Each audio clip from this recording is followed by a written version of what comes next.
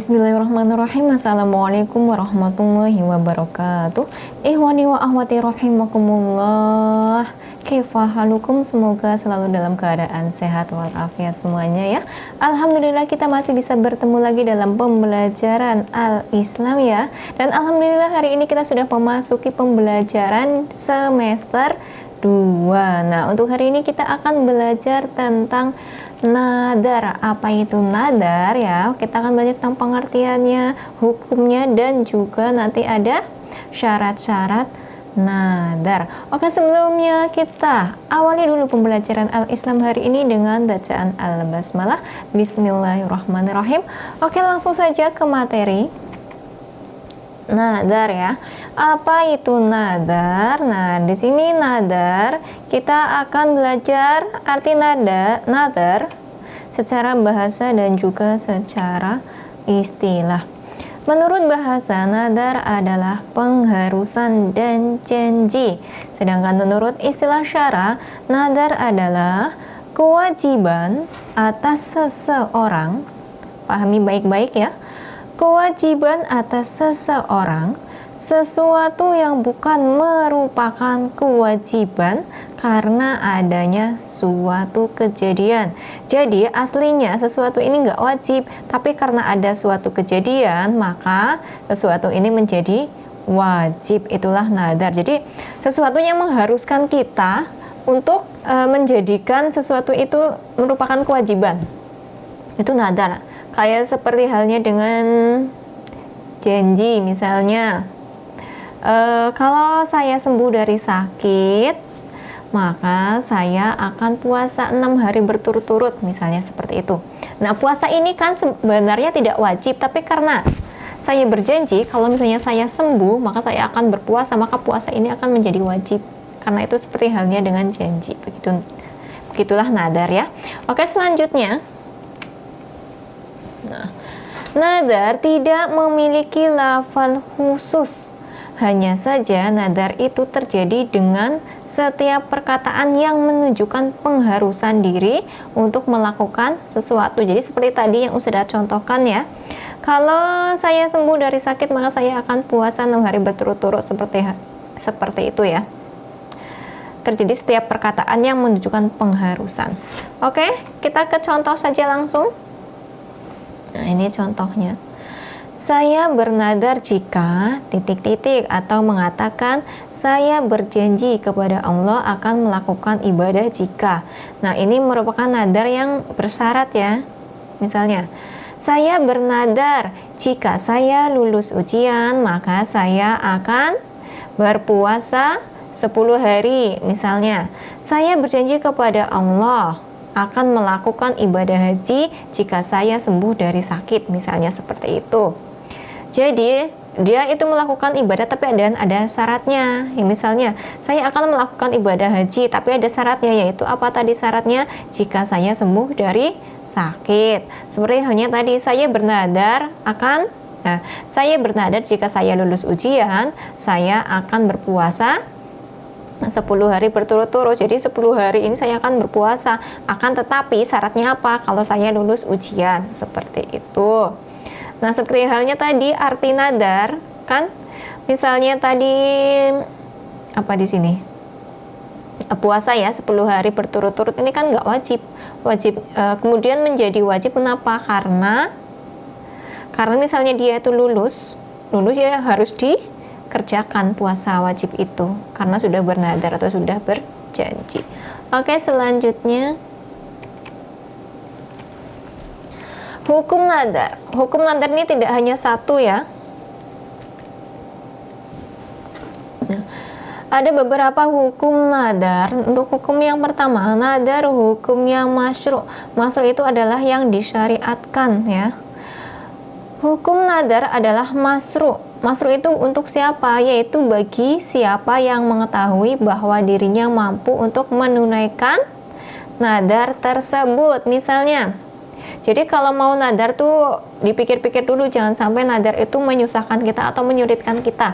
Misalnya, jika saya lulus ujian, saya akan puasa 10 hari, tapi dipikir dulu, kalau 10 hari kira-kira berat nggak ya buat saya, belum nanti saya belajar sekolah sampai sore, seperti itu dipikir dulu.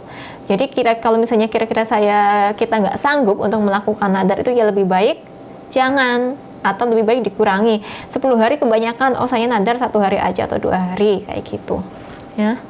Jadi bagi siapa yang mengetahui bahwa dirinya mampu untuk menunaikannya, kalau saya mampu ya nggak apa-apa kita nadar, tapi kalau nggak mampu ya lebih baik nggak usah gitu. Nadar seperti ini adalah ibadah karena Allah memerintahkan agar menunaikan dan memuji pelakunya. Nah, ini nadar adalah nadar yang tidak bersyarat kalau di sini ya. Misalnya, saya nadar mau berbagi hari ini misalnya, mau berbagi makanan atau berbagi apa, pokoknya intinya kayak sedekah. Itu kan gak ada syaratnya. Saya bernadar ingin sedekah hari ini. Itu nggak apa-apa, itu dibolehkan sama Allah karena tidak ada syaratnya. Misalnya, kalau yang ada syaratnya kayak tadi, saya mau sedekah, tetapi kalau saya lulus ujian, itu seperti itu syaratnya lulus ujian. Tapi kalau ini adalah nadar yang tidak bersyarat, ini diperbolehkan sama Allah. Oke, selanjutnya ini adalah firman Allah tentang hukum nadar ya, dalam surat Al-Insan ayat 7. Bismillahirrahmanirrahim. Yufuna bin nadri wa yakhafuna yawman kana syarruhu mustatiran. Mereka menunaikan nadar dan takut akan suatu hari yang azabnya merata di mana-mana. Quran surat Al-Insan ayat 7. Ini adalah firman Allah tentang hukum nadar. Nanti jika kalian ada pertanyaan, sebutkan atau tuliskan firman Allah atau ayat Allah atau dalil tentang hukum nadar atau hukum kewajiban nadar, maka kalian sebutkan ini ya, surat Al-Insan ayat 7, kemudian ditulis dan sampai dengan artinya. Ini adalah dalil tentang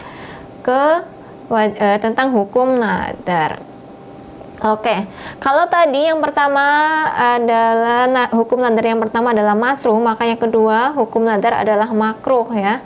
Nadar hukumnya makruh bagi siapa yang mengetahui bahwa dirinya tidak mampu menepati apabila bernadar. Orang sudah tahu kalau dia itu nggak mampu melaksanakan nadar, kenapa harus bernadar? Kalau dia tahu, misalnya saya lulus kalau saya lulus ujian, saya akan bernadar puasa 1 bulan. Kan kalau dipikir-pikir, puasa misalnya 5 hari aja sudah berat ya, seminggu 10 hari apalagi sebulan. Kan diri kita sudah bilang, kalau sebulan kayaknya sih berat, tapi kenapa terucap, kenapa harus nadar segitu lamanya, 1 bulan berturut-turut lagi ya, berturut-turut kan nggak boleh selang-seling, misalnya hari ini sampai punya bener-bener berturut-turut sebulan. Kalau misalnya diri kita sudah kayak merasa nggak mampu, ya lebih baik jangan banyak-banyak lah ya. Kenapa? Karena nanti hukumnya adalah makruh. Makruh itu apa? Jadi suatu pekerjaan yang apabila tidak dikerjakan itu lebih baik, dan kalau dikerjakan itu tidak berdosa tapi lebih baik ditinggalkan, itu makruh ya. Nadar hukumnya makruh bagi siapa saja yang mengetahui bahwa dirinya tidak mampu untuk menempati nadar tersebut. Nah, di tadi hukum nadar berarti ada 2 ya. Yang pertama masruh atau disyariatkan atau diperbolehkan menurut syariat Islam, dan yang kedua adalah makruh. Tetapi di sini ada yang secara umum ya. Secara umum nadar akibatnya tidak terpuji. Kenapa tidak terpuji? Karena orang yang bernadar boleh jadi ia tidak menepati atau mendapat halangan tertentu sehingga dia tidak menunaikan nadarnya dengan ketidaksenangan dan berberat hati sehingga ia berdosa karenanya. Nah, ini yang ditakutkan ya. Jadi kalau misalnya kita tidak ada hal-hal yang begitu penting untuk bernadar, maka lebih baik kita jangan bernadar. Kenapa? Akibatnya tidak terpuji. Takutnya nih tadi kalau misalnya nih nadar 1 bulan puasa berturut-turut, tiba-tiba kan misalnya tadi, kalau saya lulus ujian saya akan nadar puasa sebulan berturut-turut. Nah, pas setelah lulus ujian mau melaksanakan nadar ya pasti berat. aduh kenapa kemarin saya nadar ya puasa sebulan berturut-turut, kok mau puasa rasanya berat banget, lapar dan sebagainya. Ini yang membuat hal tidak terpuji. Kenapa? Karena takutnya tidak ditepati. Nanti dulu, nadarnya nanti dulu, sampai akhirnya bertahun-tahun, kan tidak bagus, akhirnya malah berdosa. Dan